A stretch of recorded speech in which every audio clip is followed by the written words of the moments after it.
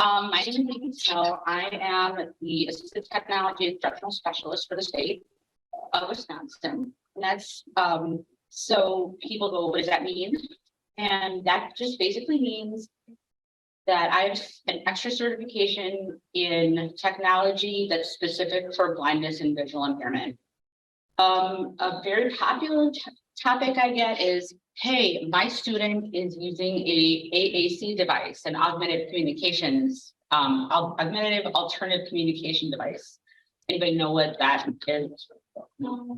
Okay, that's if people who have trouble, or students or people that have difficulty speaking or expressing themselves, they teach them to use switches and devices. I can help with that sort of thing. But that's not my specialty. My specialty area is vision. So Braille, low vision tech, apps on the phone, all of that stuff. I can do that. So I'm a very big one on hands-on stuff. And have you guys asked questions? Some of the questions you're going to ask me, I'm going to know the answer to right away because I hear it a lot. Some questions you're going to ask me, I'm going to go, what? And I mean that in the most sincere way, as in, I really would like to know more, but I don't know the answer right now. So, some of you might not know what you don't know, and that's okay. Some of you might have questions that you have that you think you're pretty sure how it's going to play. And you're, maybe a year later, you find out that it didn't go that direction. That's okay too. Because things change and kids change and families change. And if we learned anything in the last few years, technology changes every time. Once you learn it, don't worry, you'll have to learn something else. And some people find that fun and some people less. So what I have up here, play with it, are different devices. And I'm just going to go over what each of them is and does. Our apologies. Technical difficulties resulted in about 1 minute of this video to be unavailable. The video will pick up with Amy showing a large print graphing calculator. You can change the background color, how it looks in the settings, all sorts of things so that it gets louder. The only thing that they tell you is kind of the talking device. I really wish they put this in directions rather than like bury it in the manual. You have to use earbuds because it doesn't have a speaker. Then maybe you wouldn't be me like when I first got this thing looking at it going, it says it's supposed to talk. It has a speak button. Oh yeah. So we have some of these out are available for loan for students across the state. And I should probably stop there and say, what does that mean? One of the really cool things I get to do is I get to play with technology, and that is literally my job. Some people think that's fun. Other people think that's very scary. And depending on the day, I can have either one of those things or a mix. So part of that is I play with technology to determine whether students in the state would benefit from utilizing it to provide access to written materials, access to a classroom, access to even in their homes to directions on things if they want to be able to, read something at home. So we have a variety of different kinds of devices, and I could totally intimidate everybody in here and myself, by the way, by showing you all of the devices that exist. But I'm not going to do that because I like you and I want you to come back. And I want you to realize that there might be 100 devices out there that are listed.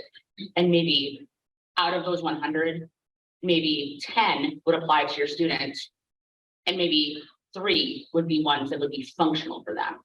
So there's a sea of things out there. You could walk into Best Buy and look at all the different things that are there. And I am sorry, I do not need a smart fridge. I'm smarter than my fridge. Probably. Most days. Sometimes it's a toss-up. But there's going to be, I guarantee you, a pair of Bluetooth headphones in there that I want. So, and that's kind of the way the assistive tech world is. So your student might be a Braille reader. Great, we have devices that are Braille that you can loan through us. And your TVI, your teacher that's visually impaired, or your service provider will probably know how to do that. If they don't, you can always ask them or have them contact me. You can put in an outreach service request that you may have heard of throughout this conference. That requests that maybe, hey, I want to learn more about this. So anyway, that's the loan library, and I don't want to go too far into it, but any one of these items that I'm showing you is available for a loan. So calculators are great.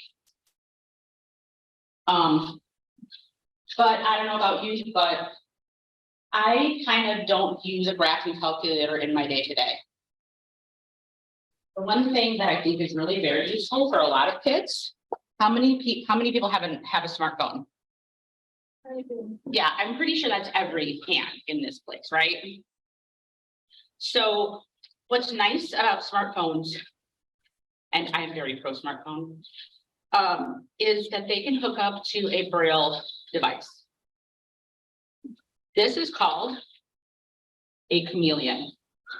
And it's called a chameleon because APH, the American Printing House for the Blind, I don't know, they went into this bug zone. They have a device called the Mantis. They had a device that was all sorts of things. But anyway, it's been bugs. But they like the chameleon for this one because you know how kids like to get different cases for their phone and then sometimes change them. I don't do that because frankly, I don't have time, but they call it the chameleon because you can have any one of these colored cases on it. They're kind of protective. They're shock absorbent. They're not out of box, go ahead and drop it from 16 stories protective. But sometimes with kids and with some adults, it's about ownership. They can, if they can relate to their device, they are more likely to use it. And there's something in the schools called device abandonment. And that is a big problem because what that is when a school district or a parent or a child purchases a device for, anybody want to guess how much this device would go for just by looking at it? $1,500. You are good. It is right up between $1,500 and $2,000 for this little dinky thing that just happens to talk a little bit. So device abandonment means your student tries it for a week, 2 weeks, 3, and says, nope. Either because it isn't fitting their needs, which is fine, or because they say, but it makes me look different and I won't use it. And because I'm and I'm gonna just generalize here, being a 15-year-old teenager who has self-esteem and issues that a lot of VI kids have at that age, they won't do it. And the idea is to find something that's a good compromise. So anyway, that is a big, long speech about something that doesn't really matter, but this thing can connect to your phone. It does talk, the menus talk. It has a very basic editor in it that students could use. They could use the editor, create a very simple homework assignment, just using that, not connecting it to anything else, and put it on their SD card and give it to their teacher. Now, the editor is a great tool because it allows a student to write and actually read what they have written rather than on a computer. They write it and they hear it, but they aren't reading it in the sense that they see how it's spelled. There are a lot of studies that say that it's very important, especially for young kids, to have a good relationship with the written word. And I believe that Braille really provides that. Audio has its place, and I will be the first to advocate for it because I am a very auditory person. I like audiobooks, who doesn't? And they're easier to get now than they ever were. And you can borrow them from the library. on your phone, for pity's sake. Back when I was a kid, it was, you know, you could get an audiobook in the mail from a special library. And I thought it was special because I could tell people I can scrub my floor and read a book at the same time. And I thought it was so cool. Anybody can do that. Great, one cool thing that we have that nobody else has, and now everybody has it. But that's okay, because that's life. That's how it works. Anyway, so but it's very, very important to have that connection. And audio, no, I don't care who you talk to, it will never replace Braille. The minute that people start leaving their houses without worrying about whether they have a pen in their wallet or their backpack is the day that Braille won't matter. And even that, you don't walk around trying to hear things. You look at the signs. I got lost in this place the other day. Who didn't get lost in this place the other day?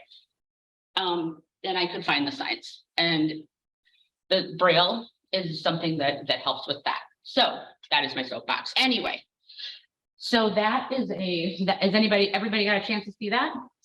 Chameleon's still working its way around. It's still going? Well, we'll Yeah. start another one. Okay, so remember how I said it had a, that APH had a bug thing, and this is the mantis. I do not know why it's the mantis. What is this? No idea. What I do know is you'll notice that chameleon talks. This one does not have a voice.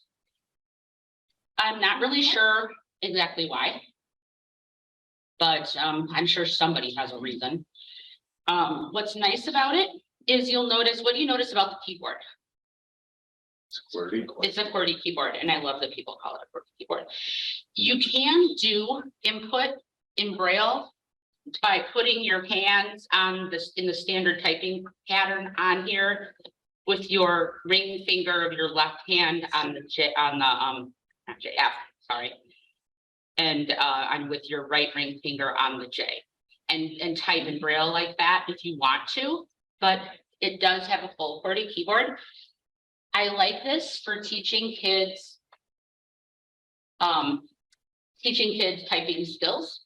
It's a nice segue from Braille. It's a nice, I guess, a connector maybe to teach them the importance of typing, because realistically, every kid, yeah, they can have Braille input devices, but realistically, most jobs that have any technical need are, for the most part, from a computer. And it's important that they learn how to type. Even in the schools these days, your regularly functioning kids, that's part of the standard curriculum. They're teaching them how to type. Whether you agree that it's part of the curriculum to replace cursive or not, the fact is that it's there, and our kids need to do it just as much as, if not more than, other kids. So if you're looking at that device, what do you notice? Anything else besides the QWERTY keyboard versus the Braille input keyboard? What else do you notice about it? It's what? Just Braille at the bottom. Or like the dots at the bottom. Yes, yeah, they're, on the bottom of it? Yeah, that's a non-skid. Yep. What else might be a little different?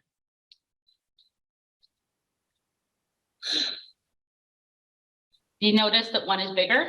Yeah. Okay, which one's bigger? Mantis. The mantis is bigger. The mantis has a 40 cell display, and the chameleon has a 20 cell display. Because I'm going to shoot in the dark here, does anybody know why one might want a 40 cell display over a 20 cell display? One is a 3 cell versus 20 cell display. What is the cell display? Okay, good. How many cells are showing at a time? So there are 40. Think of it this way: if you're reading across a line, you're looking at 40 characters. Would you rather pretend there's no up and no down, it's just a single line of text? Would you rather have 40 characters displaying or 20? 40. Why? So they don't have to jittery eyes. Right. You don't have to go to the next line as much. It's a more fluid experience. But going the other way, why might you want a 20 instead? Portability. Yeah, you got it. Much more portable. There's a lot of options. There are also, and I'm going to give you this other one, which is the last Braille thing that I have. This is not an APH device, so it doesn't have a bug name.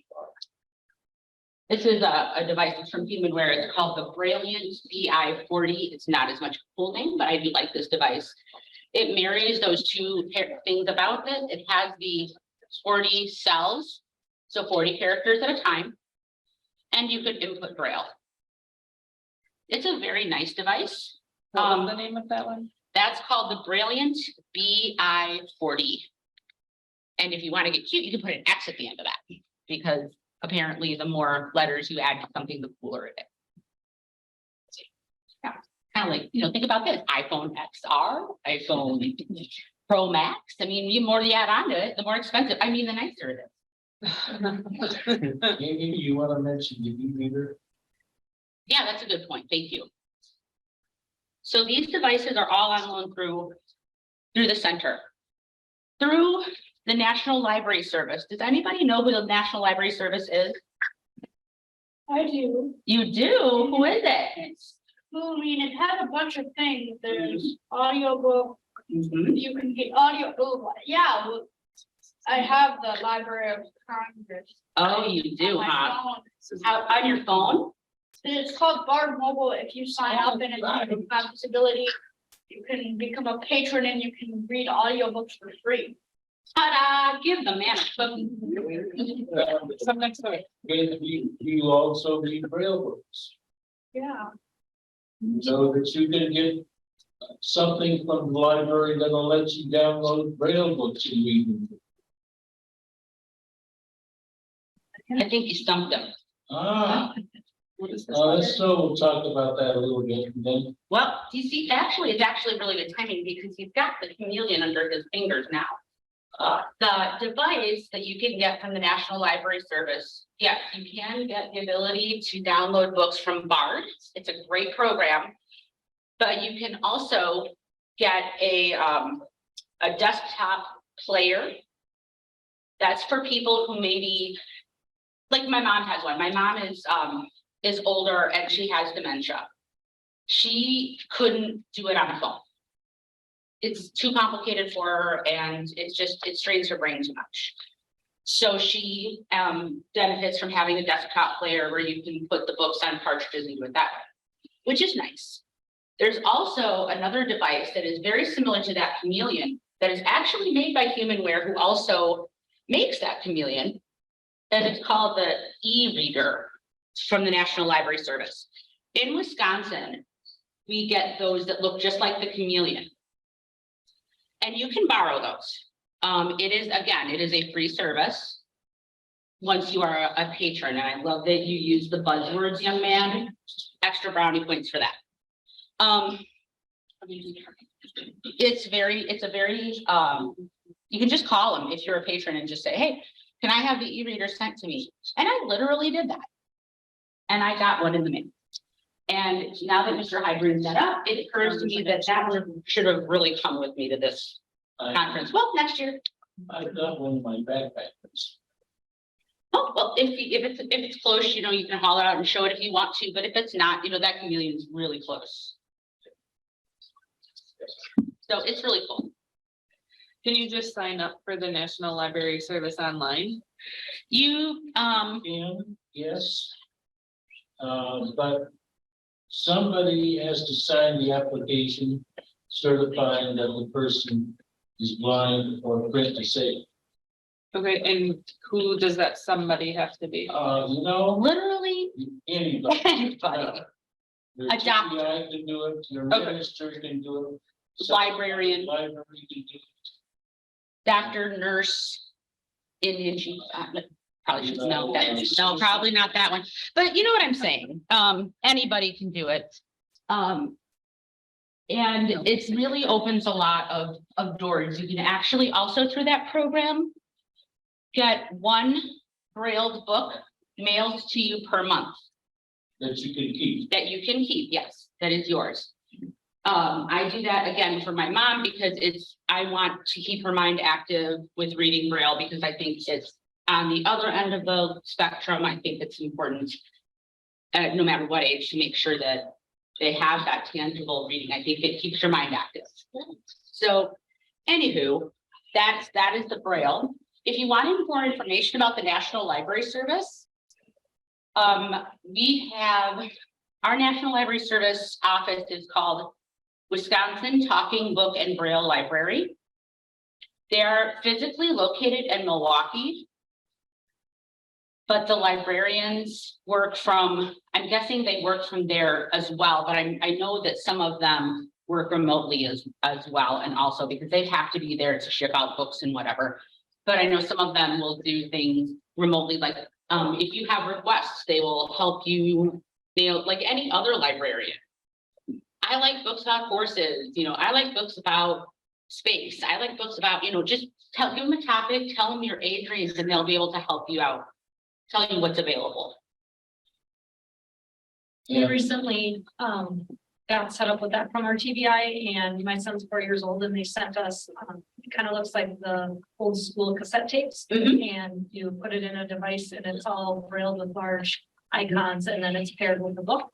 And a lot of the stories in there do a lot of like descripting of the pages, and so that's been really helpful also just to like teach us how we can do better with that aspect. And so we got shipped, and just at our door, we had like 5 different books and the whole set, and then we haven't sent it back yet, but I think you just package it up and it gets sent back. Yeah, Just send the cartridges back, keep the receipt. They'll say use. yeah, it's just like, I would say Netflix used to be, but I guess that really kind of isn't a really relevant thing anymore, is it? This is free. Yeah, this is free. And as far as, taxing, but yes, this is free. It's a great service. I can't even tell you. Amy, can I jump in? Yeah. Okay, hi. If you Google, we just updated this page on our website, so I want to share it. If you Google WCBBI books and reading, there's a whole page with just what it says, books and reading resources, including Wisconsin Talking Book and Braille Library. Now, I didn't know that. Learn something new every day. Oh, there are other times, just switching tracks a little. And by the way, anybody else have any thing on Braille or books before I kind of move a little bit? Okay, cool. There are also, I know someone had talked at one point about magnifiers. And magnifiers are really important and they're cool. And to be able to access things. One of the things that's really nice is now they have what's called video magnifiers. This is one of the smaller devices. Battery low, of course it is. This is the one I didn't plug in because it said it had more battery than that. Liar. That's okay, we'll do this one. And this is why we have backups.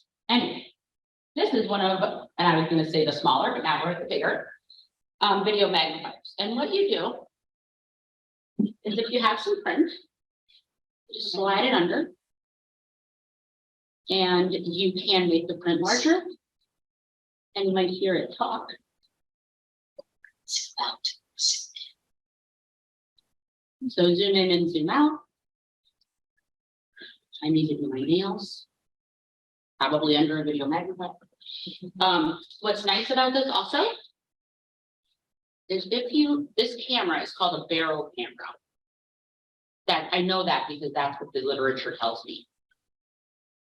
So I'm going to turn it up and I'm going to face it towards the screen.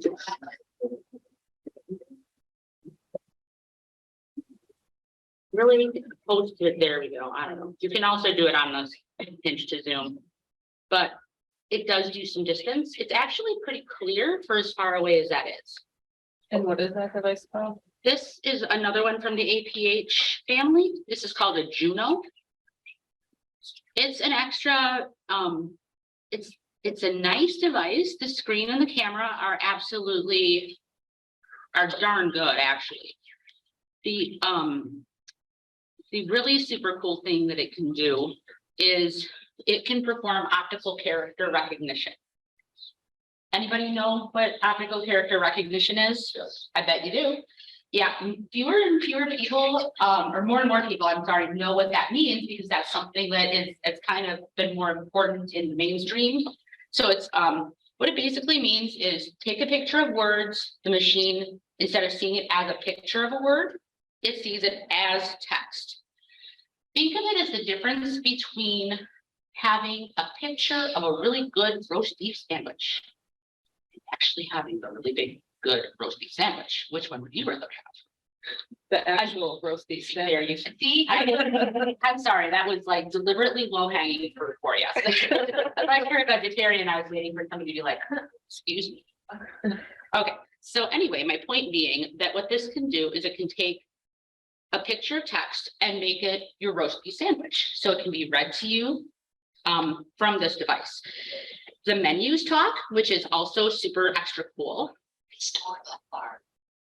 So if you have a student or a child that has low vision and really can't see these buttons, if you just kind of aim for them.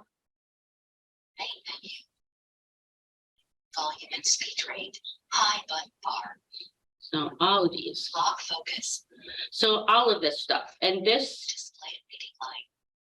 this is all like things that are in the menus. I could go through it for you, but honestly, High button bar, you have to double tap it to go. But honestly, trust me, it's as cool as it is, it's a little bit labor intensive to get there and actually do it. And honestly, there are other devices that either do that just as well as the Juno does it, or in some cases better. But I do like that that has both distance and near. Another one, and this is my last one.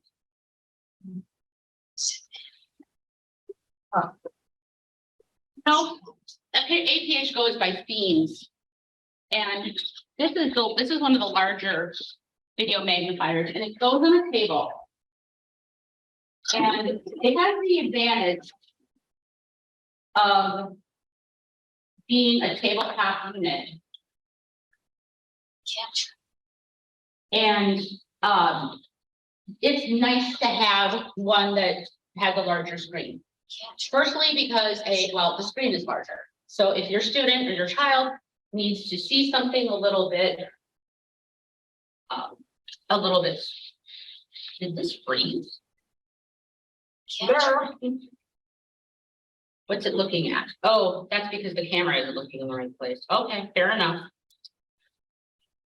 Okay, so if you need to make something larger, you can fit more print on a page. Any other ideas about why this might be a better unit for a student? A lot of the standards. Because what? A lot of the standards. Yeah, I get to stand up. Another thing, The screen is larger. yeah, the screen is larger. What if I had a worksheet? Keeps their hands free. And when you have a worksheet, you're probably filling it in. So you can get your hands under here and there's enough height to be able to do some writing underneath. And that one is called what? This is called the Jupiter. It's, this is also available for loan, and just because I know exactly how much it is, anybody have a good guess about how much that one is? 3,000, 8,000. 35. So, I'm aiming high. Yeah, make those. I know, I'm right. High. yeah, 3,500 bucks. Yeah, This is a planetary name So if we. yes, think our- planetary names. out of this world. If we think our child would benefit from that, do we talk to their TBI or? Yeah, you probably would want to do that, and they could fill out a help me out. Oh, service request? No. An APH loans and consumables request. So all of the items that you see that are on loan, we loan the district. It is literally a loan. The reason it's a loan is because we want the district to provide the free and appropriate education for your child, which means that the district is responsible for their equipment or whatever. The library is established to help determine what device would best be suited for your child. If you went and borrowed this, and it was like, again, remember the previous example, they used it a couple weeks ago. Nope. Then your district didn't just blow $3,500, which to Milwaukee Public Schools, yeah, it's still a lot of chunk of money, but it's not as big of a chunk as, say, a smaller district that needs, that needs to be a little more cognizant of their budget. Because let's be real. That's a lot of what it boils down to. It shouldn't, but it is. Does the Jupiter have a Zoom? It does. It's wonderful. It's a very nice Zoom. If you look here, this bar, that's as far in as it goes. I mean, it goes. And can you move the camera like you can on the Juno? Yep. Mm-hmm. Like to do a screen? Yep. So I'm trying to do this, but I might be too. Yeah. Is this something that would stay more in like one classroom, or is this something that could be portable for the student to take from classroom to classroom if they move to different areas throughout the day? Yeah. Well, actually, it's actually pretty portable. I mean, you wouldn't think so by looking at it. Oh, I don't have that over there. So if I were to need to move it, and they hold it down. Honestly, guys, I have so much equipment. I'm surprised I remember where to plug it in. Okay, so it just holds. Oh yeah, I'm just surprised I know how to do anything with this stuff. Okay, so this way, in. No, that's not right either. In front of people every time. I'm just saying, every time. Okay, it does fold down. Okay, I promise. It's not, no, I think I'm doing it wrong. I'm doing it wrong. And I will, as soon as this room is empty, I will be able to do it correctly. Oh, there we go. Okay, yep.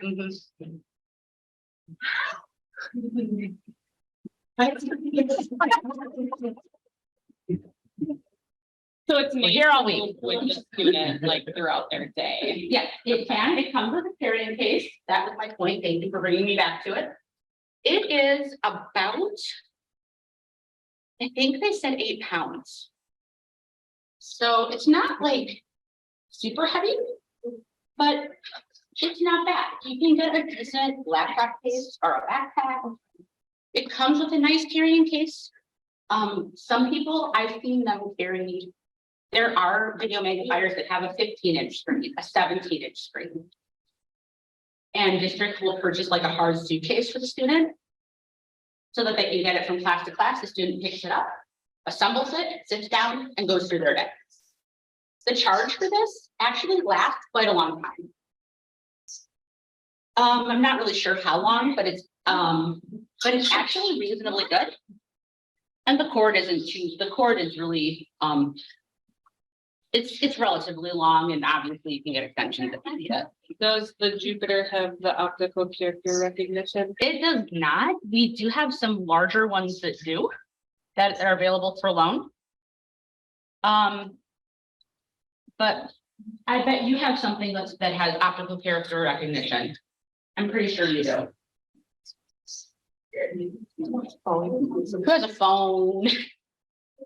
So these things that you can loan through the APH, if they're using them at school, are they able to travel back and forth between the home and the school so that the student can use them in both places? Like say they're at an age where, I mean, my son is 6 right now, so I don't know that he would use that yet, but getting into, older years needing to do homework, Is that something that they allow to go back and forth between the spaces? We kind of expect that. Okay. Yes, we don't discourage that at all. We Okay, actually- I wasn't sure if the school secured the loan, if they would maybe kind of leave it there, or if they allow that. Well, No. if your district buys the device, they decide that it's useful.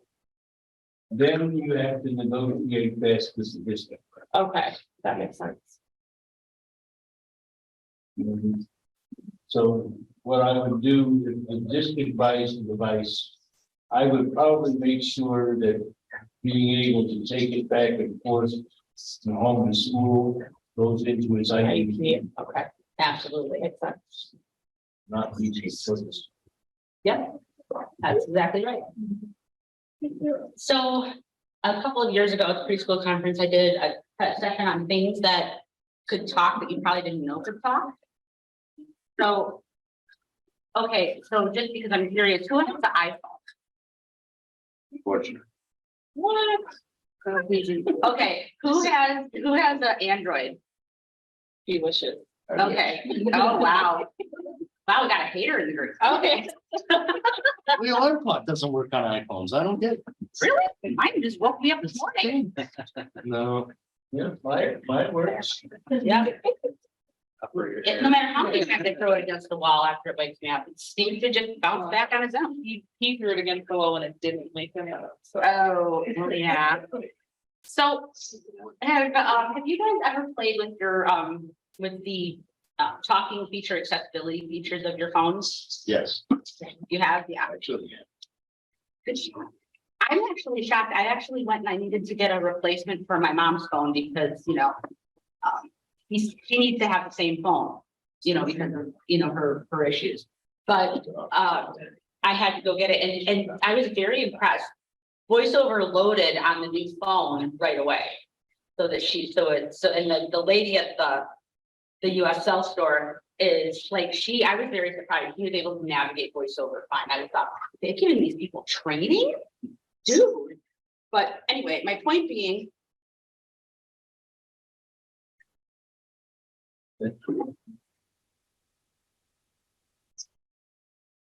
there we go. Okay, my point being is that I have my VoiceOver running. There are a lot of apps that you can get on your phone. This young gentleman mentioned one. You remember what was the app you mentioned? Young gentleman with the real display here. Correct. That was one of them. It's one of my favorites. But there are a lot of specialty apps. My specific folder, please advance. Tap Z, line detected, device, seeing AI. Field, seeing AI. Okay. Seeing AI is a great app. It can be used for a lot of different things. Anybody have any friends that's like generate like an agenda? Okay, can I borrow somebody's agenda? Well, because I wasn't, thinking ahead enough to actually remember where mine went. First page. I don't care. Okay, cool, thanks. So I'm putting this on a text, short text. Non session, day, April 21st, 2023, 4. Parent liaison tab, 4 p.m. Friday, April 21st, 2023. So I didn't even have to press anything. I just put it in the view of the camera. It what will is this? Seeing AI. The other cool thing it does is it will, Short text, adjustable, channel, adjustable, short text, document. here we go. So if I wanted it to read a document, Full setting. Processing. Cancel. Button. and what it did is now I can read it in Braille, because what it did is it pulled the document. Tables aren't great for it, by the way, but if you can see, it pulled that document, it OCR'd it, it pulled the text into a window.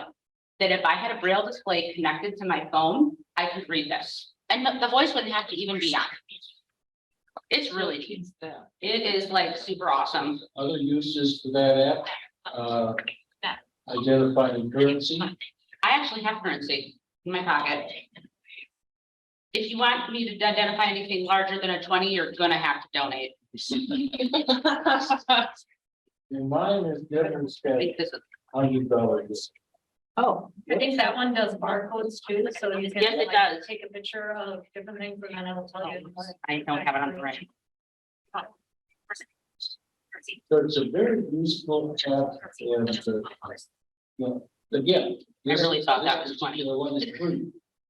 You had a 10, not a 20. I had a 10. Again, no, I actually did have somebody at one point wanted to trip me up and, at a presentation one time and handed me a euro and it actually read that. So, I mean, there's a lot of really nice ways that you can use that app. And there are even more of them. This app, by the way, happens to be free, which is my second favorite word. My first favorite word is food. Same. Yeah. Free food is even better. Yeah. They're both together. Great. Yeah, let's put it all together. Best, you know. Useful apps. You don't have to use this to buy food and get it delivered. But apps like, Uber Eats and DoorDash. When you open them up, you have to enter information into them, but. If you walk into a restaurant that's on there. You can read the menu. Because it's already on the app. And Yep. that makes it a lot easier than some of these places that say, yes, we've got a menu, it's right over there on the wall. Uh-huh. And it makes. It makes it easy and you can actually decide what you want to have before you get it. Yeah. It is very, very helpful. So lots of really good uses and lots of really different apps. And for every app that I talk about here, I'm actually going to do a presentation in a couple of weeks at the Collaborative Vision Conference. And that is literally the session topic. Is apps. If you're looking for accessible apps, there's a site called applevis.com. And AppleVis will give you as directories of various apps for the iPhone, the iPad, and the Mac. And they rate them as to how accessible they are and whether they're useful. So you may have a game you really like Candy Crush. It won't work if you use it. No, there is actually one through, there's a company called Blindfold Games, Right? and they have a lot of accessible games. Of course, there's only limited amounts that you can do for free, just like with any particular app. I do know one student that I had in the past liked some of them so much that she actually, asked for gift cards for her birthday, Apple gift cards, so that she could purchase the paid versions of some of the apps. And they do have something called Color Crush that is in Blindfold Games.